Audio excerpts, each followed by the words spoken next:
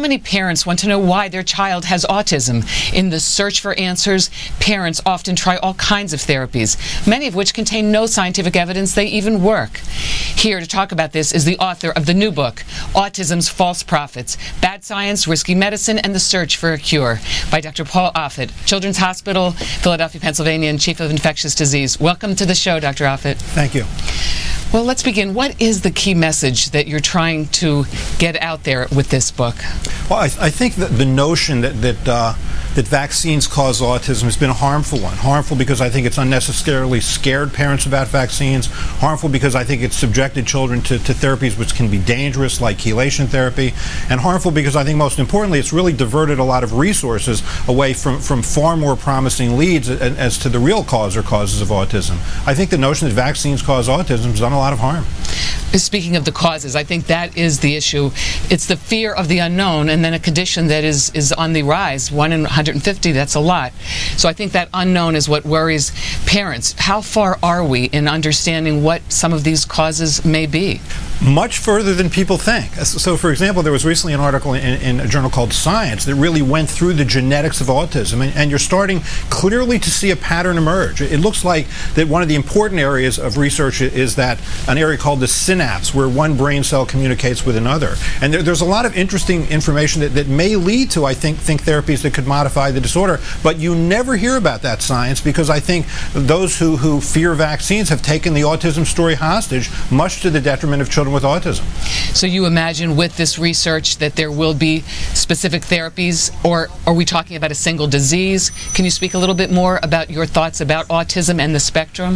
I think that certainly autism spectrum disorder is at least genetic. I mean, when you have one identical twin with autism, the chance that a second identical twin will have autism is greater than 90%. When it's a fraternal twin with autism, the chance that a second fraternal twin has autism is less than 10%. So it's genetic, and now some of the genes are being defined. It's not like cystic fibrosis or sickle cell disease where it's a single gene that makes a single protein. It's much more complex than that. But there is a lot of interesting data that are being generated that I think won't lead to necessarily a cure, but I think, as you say, will lead to treatments that could certainly modify the disorder.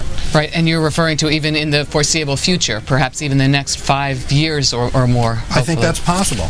So other aspects of your book, because you talk a lot about your concerns, what's happening as a result of parents being focusing on the vaccine part of it.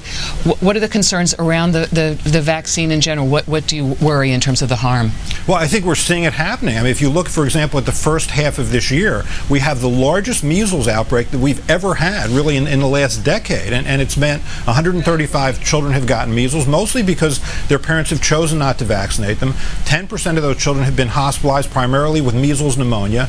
I mean, get to a few hundred cases of hospitalizations and you'll start to see measles deaths. Deaths from a disease that can be safely and easily preventable by a vaccine. It's just not okay. You also speak in the book about 3 important responses to why maybe it's not always such a good idea to delay the onset, to space them, and why there really is safety related to the vaccines that are available.